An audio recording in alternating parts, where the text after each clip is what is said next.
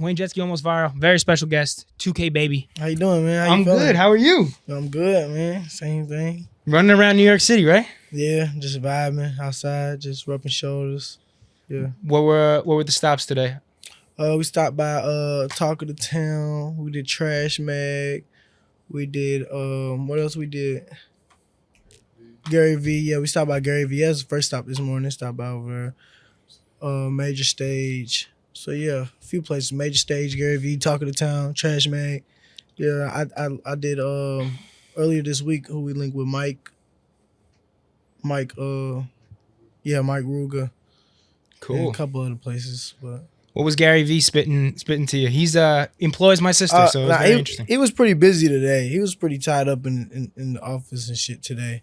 But we was up there moving around with Tyler and just really, they was introducing me to some of the other people in the office. Awesome. And we did a couple of content pieces. Did a little preview of a song I got coming pretty soon while I was there.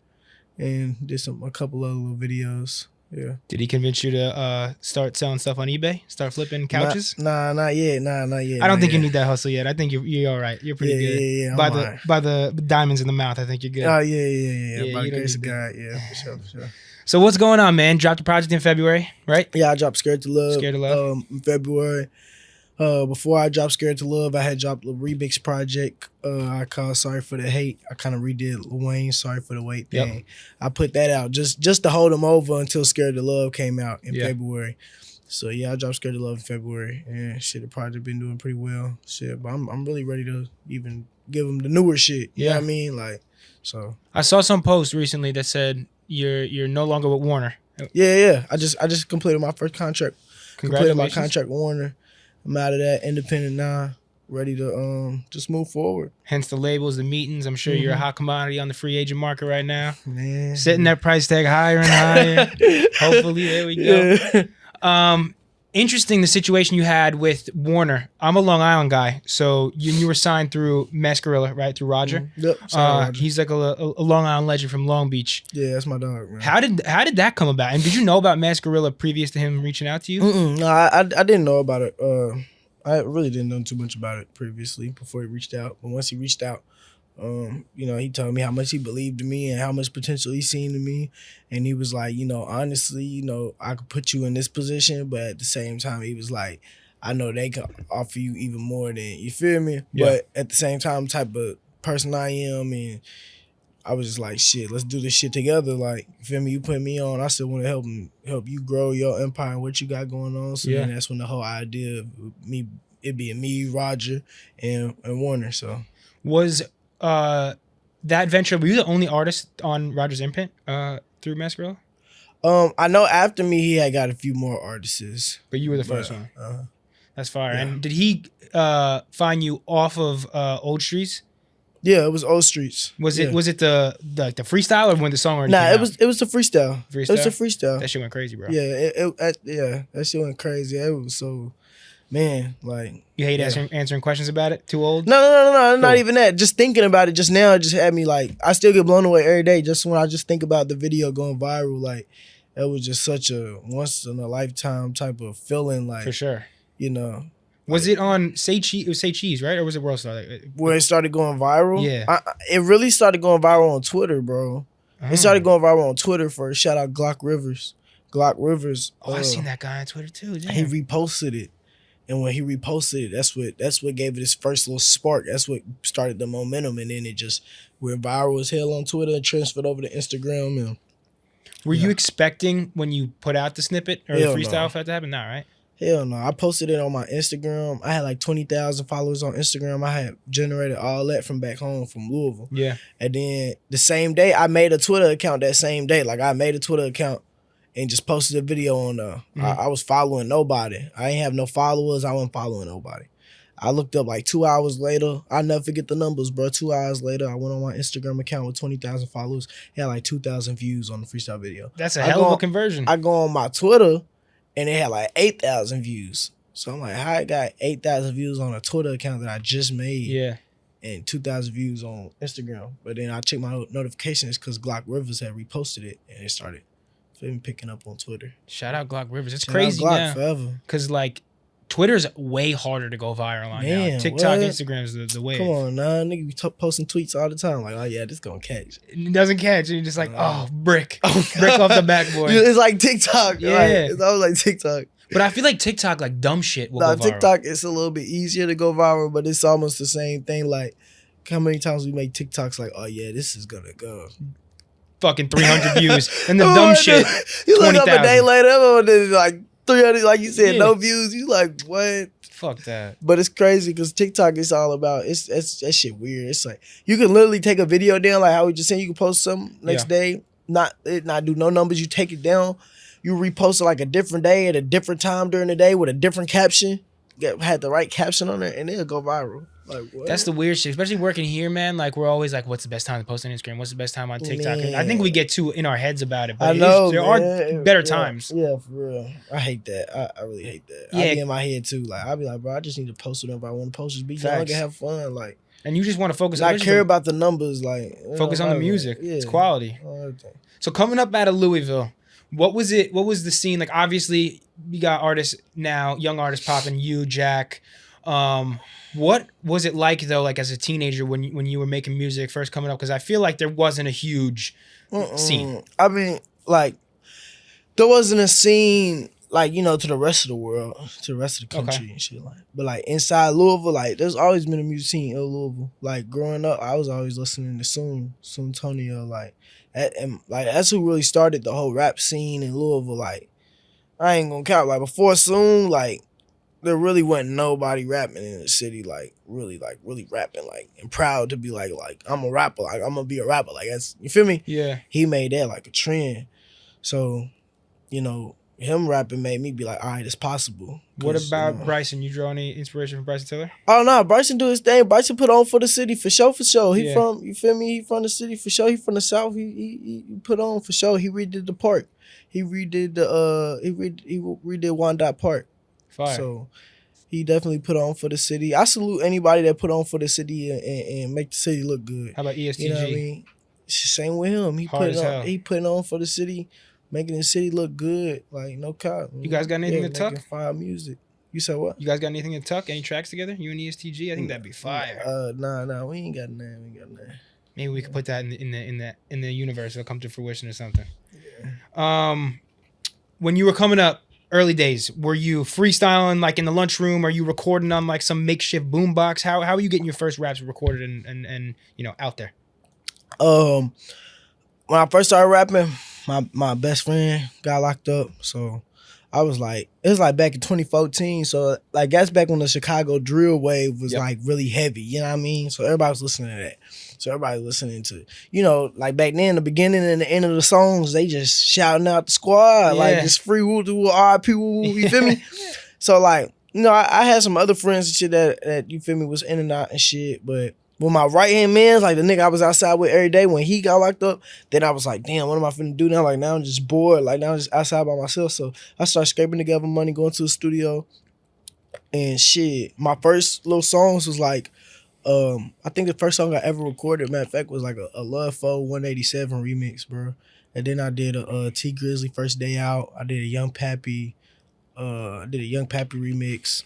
Young Pappy, who's that? Young Pappy? Never heard of him. You don't know Young Pappy? Nah, you gotta put me on. Oh my God, man. He's hard? What? He's so, bro, Young Pappy, I ain't gonna lie. Young Pappy would have been like one of the GOATs out of Chicago, bro. He's a Chicago dude. He died though. He died. Damn, R.I.P. Young Pappy. But if he didn't die, bro, Young Pappy would have been like one of the biggest, like you heard of Lil Snoop, right? You know how people be like, if Lil Snoop did, like, it was like that type of talent, like it was that level of talent. Young Pappy was him.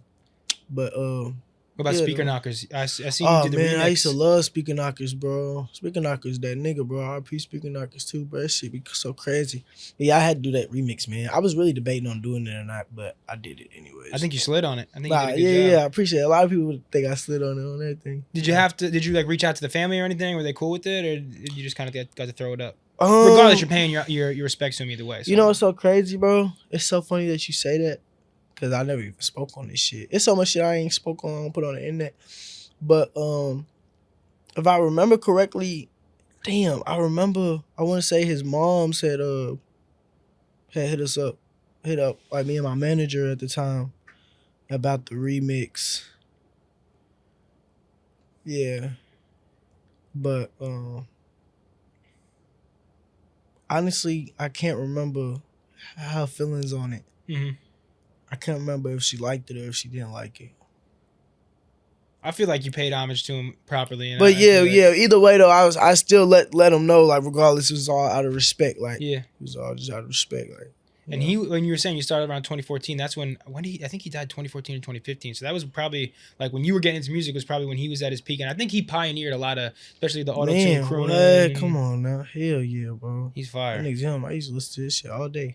Were you first rapping or were you singing? Because obviously you got the Nah, I was vocals. rapping. I ain't start singing until like 3 years ago, bro. I just started singing. I ain't start singing until I left my city. I ain't start singing until I was 18 years old. Like, What sparked that? shit, just make it quick. Like, boom, I got wrapped up in some shit, got arrested, took to downtown, got out a couple days later. When I got out, I got my car out the impound. Police ripped my car up and shit, you know, Damn. looking for shit. They ripped my radio out and shit. So then I was like, shit, I'm about to just drive to Atlanta. Because I knew I had family down there in Atlanta, but I ain't seen them since I was a kid. But I was like, I'm going to just go down there and wing it. Feel me? I already had all my clothes in the car because I was staying in hotels and shit. So it's a 5-6 hour drive from Louisville to Atlanta. Like I said, police ripped my radio out. So I'm just driving 5-6 hours in Singing the to silence. yourself? Yeah, I was smoking Black and Miles. I just start singing in the car. Hell yeah. Just on some like random shit. Let me ask you something about the Black and Miles. A little bit of a tangent. Do you guys in Louisville champ the Black and Miles? Like take the cancer paper out? You talking about with them plastic sticks and shit. Yeah. In my city, we smoke filter tips. We smoke filter tip Black and Miles. Not the wood tip. We don't smoke wood tips. We don't smoke plastic tips. We smoke filter tips. Yeah. So it's really not even no cancer stick to even really take out of a filter tip. Like, you can try, but like that shit just extra. Filter tip, bro, you just, my fault. But filter tip though, you just freak that motherfucker. You feel me? You take out the back, freak it. You dump it back in, get it right, make it right, loose. I never knew about that, and I imagine it was because I grew up in like suburban white fucking Long Island. But we would smoke Black and Miles, like thinking we were tough. And then when I started living in the city, I met a couple dudes who were like obviously more straight than myself, and they're like, "Nah, you gotta like." They called it champing the mile, like take the cancer paper out or whatever. You got like, freak it. We call it freaking it. Yeah, you got freak it. Yeah, for sure. But in my city though, we smoke filter tips though. For sure. We don't even smoke. I like the tips. wine wood tip Black and Miles. Hell no. You don't fuck with that? I don't smoke. I ain't gonna lie. I smoke plastic tips before I smoke a wood tip. Damn. I smoke filter tip, but I don't smoke plastic tip. And then even on top of that, I don't smoke none of them flavors, bro. I'm not smoking no wine. I'm not smoking a jazz. I'm not smoking a sweet. None of that shit. I like the degular. Yeah, like the Black and Mild original. Like, yeah. It does, kind of give you a nice little head rush. Feel nice in the studio. Are you a weed smoker? Yeah.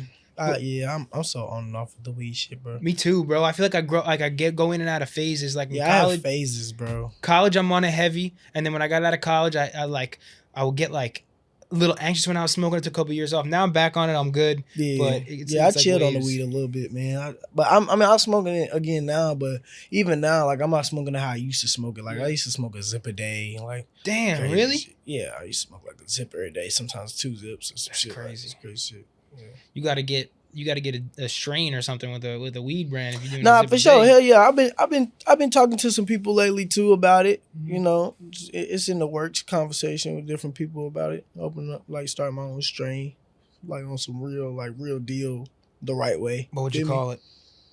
Call it crud, man. Crud?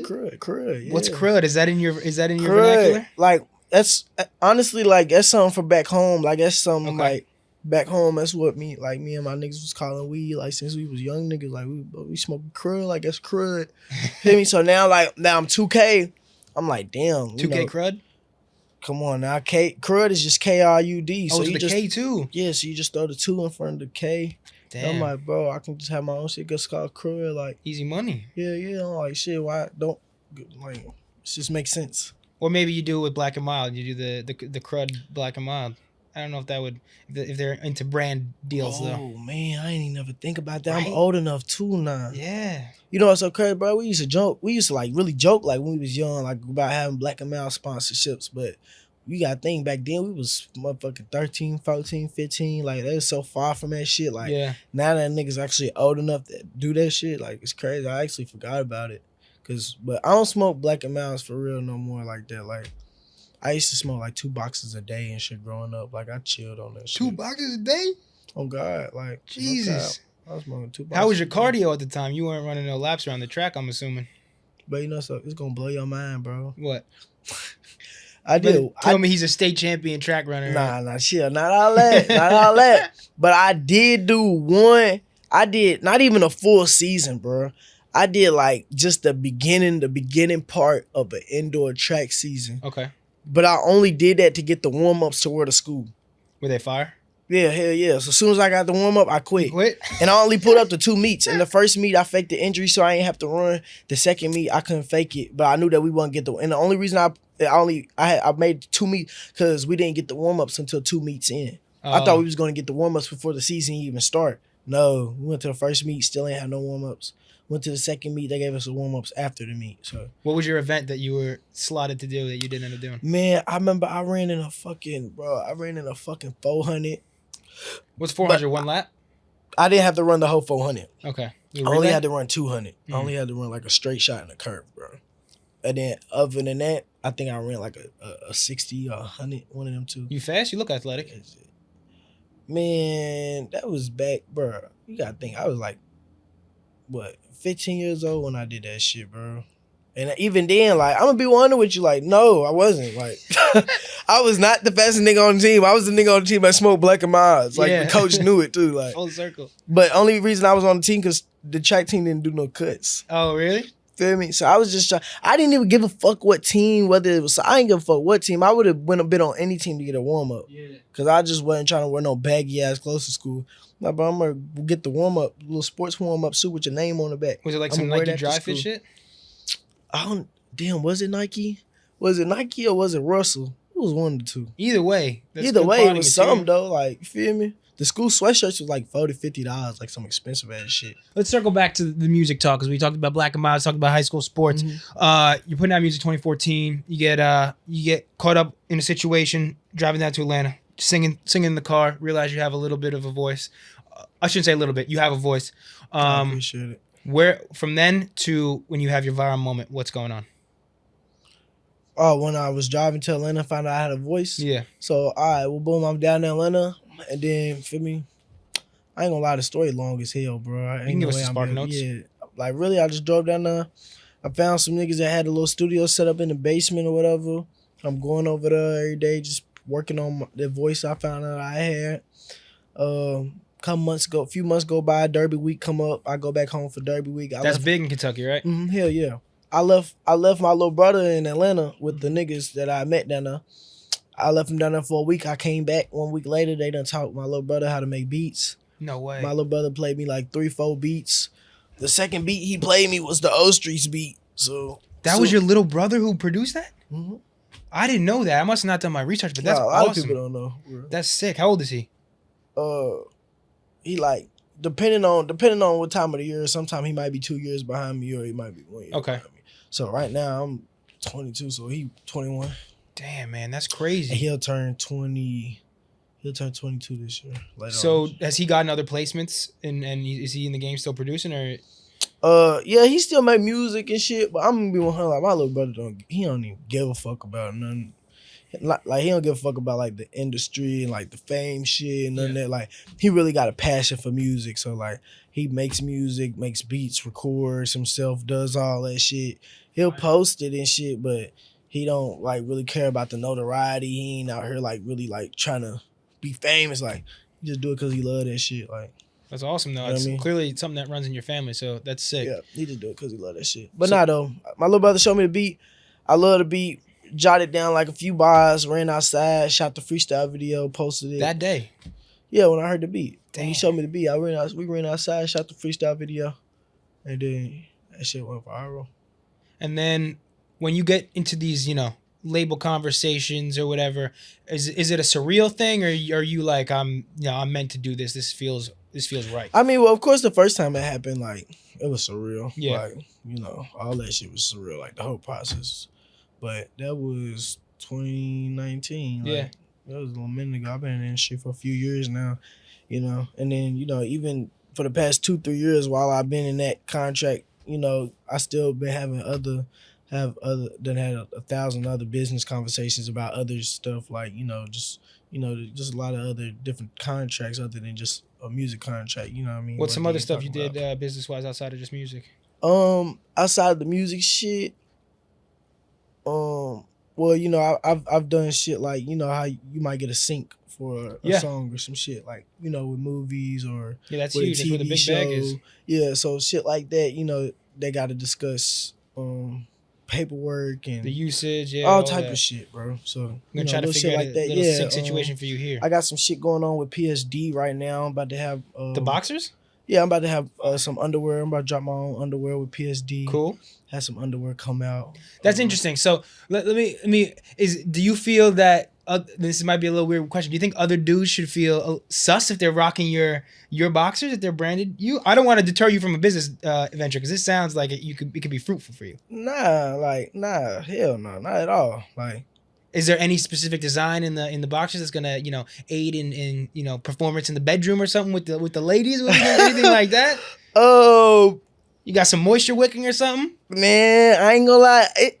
It's a couple things, but I'm gonna keep it on. I'm gonna keep it secret right now. But the boxer it is some little special shit that come along with the boxers. You feel me? Yeah, PSD's fire. Yeah, but nah, though, I don't think it would be weird for niggas to wear my boxers. But I ain't gonna lie, I try to design it to where it's like, okay, niggas could wear this shit in front of some hoes, in front of their bitch or whatever, and they bitch be like, oh, there's. But at the same time, some bitches could wear it, and niggas be like, damn, like she look fine as fuck with them on. So I try to make it like Yeah, it's not like your face is on the cover of the. Nah. You know what's so crazy? I thought about it too. I was like, bro, should I put my face on it?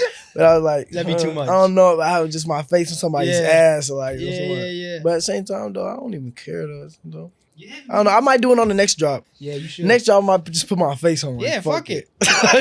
Yeah, that's a super fan if he's rocking. Rocking your face I might do that. But nah, though. Everybody be sure to go cop that shit when it drop. No cap. Hell yeah. Don't be mad when your bitch got them on, man. You might want to have them on too. Y'all might rock them together, man. No cap. If you do a woman's line, that's the one that should have your face on it for sure. Yeah, definitely. But the ones I'm dropping, like I said, I just kind of did it for both, like for both sexes. But if I did something specifically for women, hell yeah, I'll for sure just go ahead and put my face right on there, like boom. I love it. I love the entrepreneurial mindset. Yeah. So when you get into the deal, you drop your first project April 2020, Pregame Rituals, correct? That's the name? Yeah. That was the first project I dropped. Was Pregame Rituals, yeah. What was it like dropping? Because I think it was April of 2020. It was right before the pandemic. Was that kind of like something that was tough to do because you couldn't tour, or were you just happy to get it out? Both. I was happy to get it out because of, like I said, it's my first project I'm ever dropping. Yep.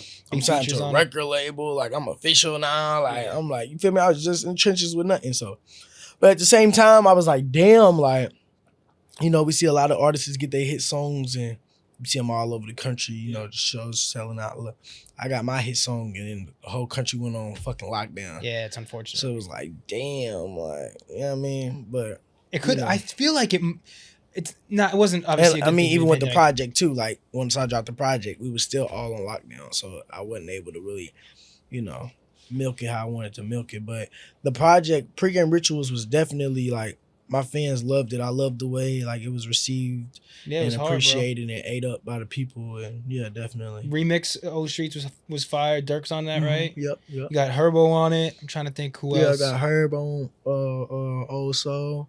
Got YFN Lucci on Half a Milli. Got my song with Marshmello, Like This. Got the song with Chief Keef, Luigi. That was on the second project though, right? The Chief Keef one? Yeah. Yeah. Yo, I'm glad you brought up the Marshmello thing. What was it like working with him? Because that's completely different lane. EDM, he's EDM giant, but that song is hard. It's like anthemic, bro. Thank you, bro. That's definitely a fan favorite for sure. Like whenever I perform that song, like fans damn near perform for me, so it'd be easy. But were you in the studio with him and he's rocking that fucking helmet? I mean, like, of course he had a helmet on. Like, if we making a video, like, let's say we like, all right, we about to make a TikTok real quick, or then he puts it on. He puts it on. Yeah. But like, if we're not like making a video, it's like not no media cameras out or nothing. Nah, he don't just have it on just to have it on. Hell no, he don't just wear it just to wear it. He's a cool dude. I ain't gonna lie, he cool as fuck. Like, nigga really like regular dude, like humble, like down there. Not no Hollywood shit, none of that weird shit. Don't make nobody feel like, you know, out of place or no shit like that. Like it's a vibe. Did he reach out to you, or you like got linked up with him?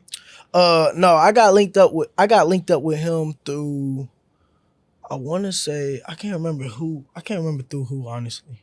Can't remember through who. But it was definitely like some mutual people. Yeah. Who made that happen. That's fire. But were you like in tune with his music? I don't really peg you as a EDM guy. Nah, honestly, no. I can't even sit here and lie and be like, oh yeah, I was just bumping Marshmello every day. Like, feel me? No, I wasn't too in tune, but I definitely like knew who he was. Yeah. You feel me? Already heard, when he did do. I already heard his previous songs that he had done with, hip hop artists. Feel me? Shit like that. So that's why when the opportunity came about, I'm like, hell yeah, like one of the biggest DJs, if not the biggest DJ in the fucking world. Like, why? Who wouldn't want to work with Marshmello? That's life changing, career changing, all that. Like, so. And it was worth it for sure. The song he has with you and the song he has with Juice WRLD, I think it's called "Come and Go." I'm not 100% sure if that's the right song, but those are the two that like I feel like he really, made a name in hip hop. And both of you, I think, you and Juice like are on a similar level with those two songs, where like delivered in an EDM space. It's fire, bro. Nah, definitely. Thank you too. I fuck with that shit heavy. Has he ever brought you out? Have you ever done any shows with him? Nah. We ain't done no show yet. You got to do like we definitely do though. Electric Daisy Carnival, EDC nah, for Vegas. Sure. Honestly, I never even really rapped to him about it. Like I never even really thought about that, honestly. But now that you say that, definitely it would make great sense to do an EDM show with him. That'd be crazy. And I like how you slide into different pockets and you're open to collaborating. Like on the new project, you got the Charlie on a Friday kid on a song, and he's like in this melodic country rap wave. How did that come about? Honestly, shit, so I had already like was familiar with him. I had heard his voice and a couple of his sounds on TikTok and songs and shit, and I loved it. Like I was like, man, I love his voice, bro. Like, please stop coming. Yeah, all that was fire, bro. So I'm like, man, that's just fire. And I was already planning on working with him. And then I was at home one day and I had wrote this song, recorded this song at home on my computer. And then when I was sitting down with my team, just thinking about what the next move should be, I was like, man, I already want to work with Charlie. Shit, I'm like, man, I got this song. All right, boom. All right, let's put this shit together. So linked up with Charlie, pulled up on him. I showed him the song, and I showed him what part I wanted him to redo, what part I wanted him to sing, and just deleted part of the hook and had him re-sing it and put it together.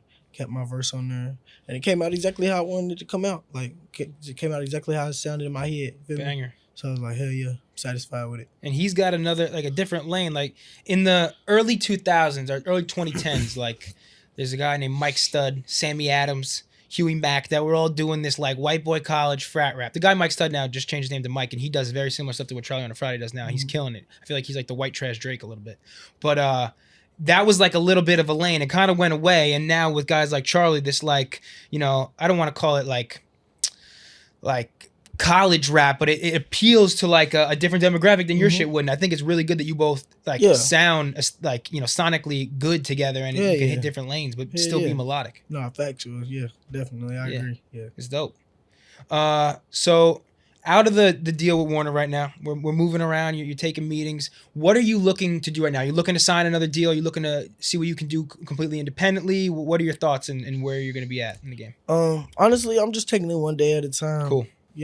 Whatever makes sense, whatever I feel like the best decision for me is, and my team and my family. I don't know what the future holds, So, like I said, I'm just taking everything one day at a time, just trying to make sure I'm just on my P's and Q's with every move I make, So, but yeah, whatever the best decision for me is, whether it's, signing with somebody else, staying independent. What's the most important thing for you when it comes terms to like negotiating or being in a room with label people? Is it ownership percentages? Is it the upfront money? Is it the vehicles they can, not vehicles like cars, but is it like, the gas pedal they can put on your music on the back end? What's important to you? I mean, obviously, all those things you just named are very important. Most importantly, I feel like before I even before we can even get to like paperwork and even get to talking about an offer or things like that, like I'm real big off vibes and energy. You know what I mean? Like it gotta seem genuine. You know, at the end of the day, we know it's a business, but at the same time, it has to be some level. It has to be some level of respect and a level of care for both sides to want everybody to eat. You know what I mean? Facts. Like I can't feel any type of vibe like a motherfucker's coming in with a mindset of, oh, we trying to fuck you over and no shit like that. Like, Yeah. you know, even if they mindset isn't, even if I get a vibe like it's not like they're intentionally trying to fuck me over, but they could possibly just not even realizing it, not really be worried about me as much as I feel like they should care about the artist or whatever. So, you know, I go off vibes and energy. I be wanting shit to seem genuine. You know, wherever if a nigga is gonna do business with anybody, even when it comes to music, like with an artist, like, you know, music, like this is something that's close to my heart. This is my craft. So it's like for me to share my craft with an artist, it has to be some level of relationship. You know what I mean? Like before I even do a feature with an artist, if an artist ain't paying me, like if it's not like a paid feature, like, you know, I gotta have some type of relationship with you. I might have to vibe with you for a day or two or for a couple weeks. You know what I mean? Before it get to that point where I'm just sharing my craft. So I feel like it's the same with business. Like, you know, all money's not good money. You know what I mean? That's a very smart way of looking at it. Yeah, this person over here can be a fucked up person, but and have a whole, and you can get a lot of money out of that. You feel me? But it's just like, is it worth it though? Yeah. You know what I'm saying? So I go off energy and shit. And so once the energy's good and I feel like, all right, shit's genuine here, boom, boom, boom, then you get to discussing paperwork. And after that, the most important part is what's on that piece of paper, obviously, because nigga, shit can look glitz and glamour, sound good, everybody can smile, be super nice, respectful and shit. But if you ain't checking what's on that piece of paper, that's what really matter. Yeah, facts. Once you sign that, that's what's talking. Like what's coming out of people's mouth don't matter. What's on that piece of paper matter. Absolutely. So yeah. Have you, speaking on the artist, like working with artist conversation, have you had scenarios where you like are eager to work with the artist, you get in the room with them and the vibe is just off? You don't got to name anybody, but has that happened? Definitely. Hell yeah. It's definitely happened. But I feel like it probably only had to happen like once or twice for me. And then after that, it never really happened again because I never really put myself in a position like that for it to happen. Like, after that, it really woke me up like, yo, this is the industry. This is a business. Everybody is, you feel me? So you got to be going into shit ready to work. You know what I mean? Like, so, you know, I realized everything ain't what it seems. So after 1-2 times, it never happened again. Cause like I said, I could pull up to the studio, the vibe might be there, but I ain't pull up looking the vibe. Like, I'm pulling up to work.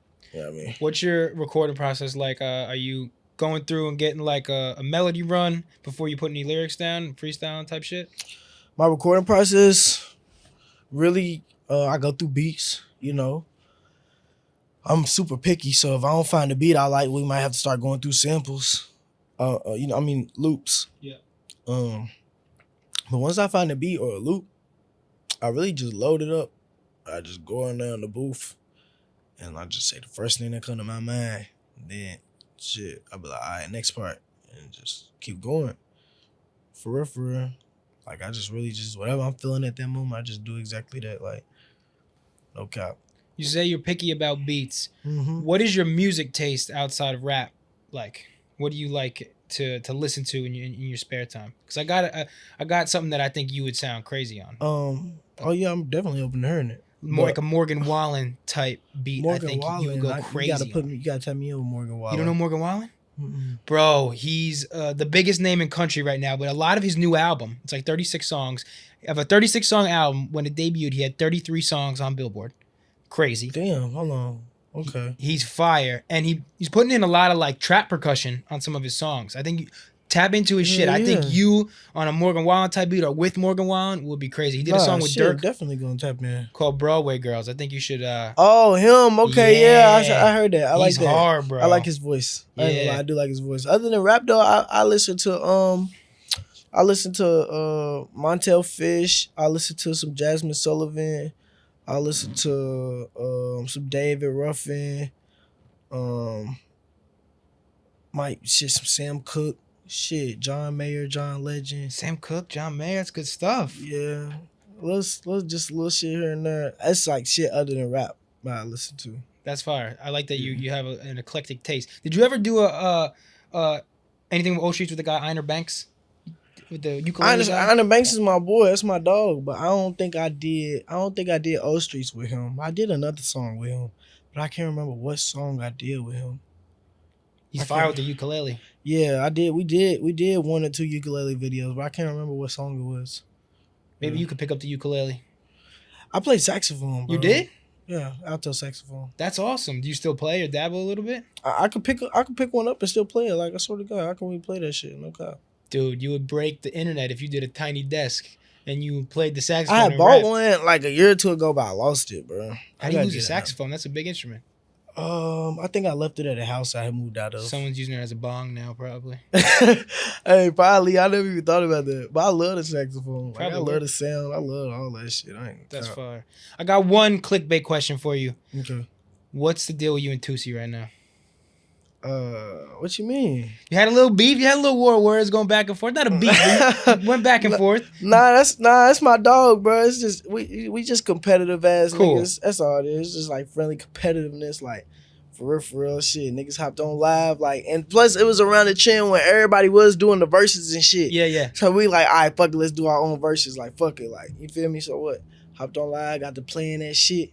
But shit, motherfuckers know I came with that fire. Yeah, like, I came with that shit. Like, motherfuckers would expect me to come like that. I was be playing that shit. Even bro was like, damn. Okay, little bro. Okay, bro. Like, nah, I came with that shit, though. But nah, though, that's bro, though. No cap. It's all love. Like, every time we see each other, it salutes. Like, you going crazy, bro. Are you going crazy, too? Matter of fact, damn, hell yeah, he just had a show in my city like a couple months ago and everything. I was on the phone with him while he was done. Like that's turn fire. up, tee up, like, yeah. People forget that, like, at the end of the day, rap in its origins was like a competitive sport. It still man, is. So you should be talking your shit. You should want to champion your music. Like, I'm the GOAT of my generation type shit. Yeah. That shit wasn't nothing but some friendly competitiveness, man. I just needed something for a clickbait title, you know? Nah, I'm already knowing. But nah, just to clear it up. Yeah, it wasn't nothing, man. Niggas got real shit going on. Like, we both got our own real shit going on back home. Like, you know what I mean? This rap shit, we in this shit to get this money and entertain these people. Feel me? Where do you see yourself, 10 years from now? I'm assuming, you're 22, 32, you still be making music. Do you have any other, we talk about business ventures, do you have any other ideas where you want to, maybe put some of this money you're getting into? Okay, so boom. 10 years from now, bro, okay. All right, boom. I'm gonna have a unisex salon, like, where, feel me, men and women could walk in there, you get a lineup, get your dreads retwisted, girls get their hair done, you get your nails done, get your feet done, get a tattoo, all that. Feel me? Yeah. I'm gonna drop my own bottle, right? Like a condiment bottle, right? Okay. But it's gonna be ketchup on one side and mustard on the other side. Feel me? It's gonna sell out for cookouts and barbecues and shit. I like that. See what I'm saying?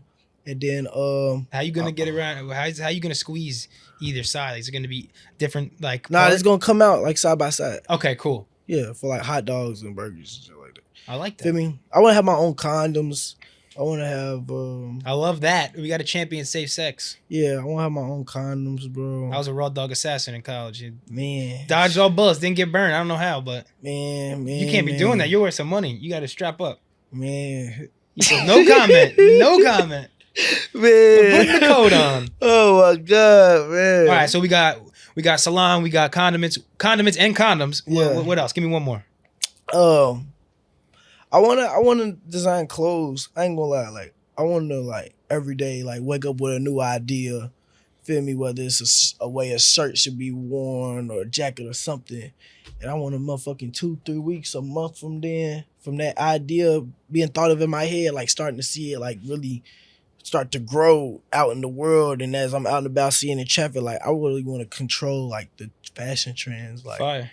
I want to control the fashion trends, bro. You want to be on your Virgil type shit. Hell yeah. That's awesome, man. I see it. I definitely see it. Once you told me you got the PSD shit, I was like, oh, this guy's on something. He's got some moves ready to be made. Man, I'm starting my own rug company too, bro. I want to have my own rugs, bro. Rugs like rugs. Like for the floor and stuff? Yeah, like rugs. What will set your rugs apart? What will set my rugs apart? I ain't gonna lie, like Black and Milds rolled up in them. You can pull Nah. My rugs, I feel like just the ideas and the visions that I got, like, it's not like I'm the only brain on this earth that's gonna think of the shit I'm thinking of, bro, for rugs, bro. Like, no cap. Like, ain't nobody thinking of the shit I'm thinking of. And Can you give me one example of a crazy rug idea? Man. Give me a little bit of sauce. Okay. For real? Yeah. Just go to straight nitty gritty. Like, nitty gritty. I want to hear it. Okay, like, I ain't gonna lie. Like, I'm the type of nigga, like, just a rug of just a butt naked, fine ass woman. Like, that's fire. Who's not gonna want that on their floor? Yeah. Like, come on. Especially a nigga getting some money. Like, come on now. Like, I'm gonna have that right there. Like, yeah, that's fire. Okay. But really, not even just that, but just all of them type of just really abstract and just really out there, just, you know, just blunt visions and images. Like, that's the type of shit I want for my rug, because I feel like, you know, when you get to a certain level in life and you can really start getting comfortable in your home and really express yourself in your home, like, I want people to be able to do that, express themselves in their home in any way, shape, or form they want. You know what I mean? So, you know, when I have my rug company up and going, like, I want people, of course, like I said, I'm going to have a whole bunch of crazy ass ideas and images that you're not going to see nowhere else. But I want people to be able to hit me up and be like, and just tell me what they want, whatever it is. I don't care how crazy it is. Facts. And I'm going to make it into a rug. I'll make it into a giant ass rug. Well, if you need any investors in the rug company, I'm all in. So I'll give you, I'll dump out some of my 401k. I appreciate that, man. Yeah. Let me get some of that 401k, man. Let me get some of that, man. Oh, that's a good question. So, like, with record deals and shit, they don't, like, labels don't set you up with like a 401k. What are your thoughts on like saving money? Is that something you're into, or are you like, nah, fuck, I'm gonna spend this shit? Like, are you thinking about saving for retirement? Definitely, that is something like that's very important. And I ain't gonna sit here in front to you like I got a retirement box, like I've been putting shit to the side for. But definitely a nigga's like trying to plan to make sure I'm set, like to where I can retire in like 5-10 years. You know what I mean? Be chilling, like, you know what I mean? But I definitely think labels should. And honestly, I don't know what every label got going on. It might be labels out there that already offer that. You know what I mean? But shit, it would be pretty dope if every label, like, just by default, like, when they sign artists, is like, set them up. Like, X amount of your stream royalties go. It's automatically going to, that would be dope. I ain't got. That would be smart. Mm-hmm. Maybe you got to get into that, start a label that does that, and then also. Man, set them up for the future. Yeah. Nah, for real. That's what it's all about. Talking about the future. I know you put the project out in February. Anything coming up in the recent weeks? I'm dropping Damage. I'm dropping my next song, my new song, Damage. Okay. After Damaged, I'm just gonna keep hitting them. Hell yeah. I'm gonna keep hitting their ass with shit. All that 3, 4, 6 months I was doing between drops and shit, cause I had so much shit going on. Like, but that shit over with. I'm in my zone now. I'm in a clear state of mind.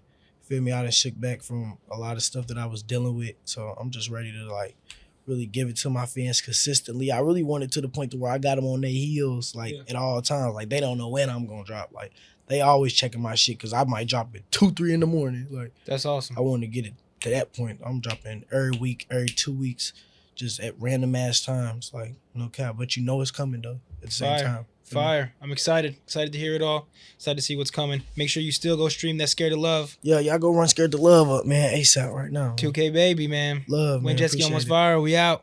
All right, we out.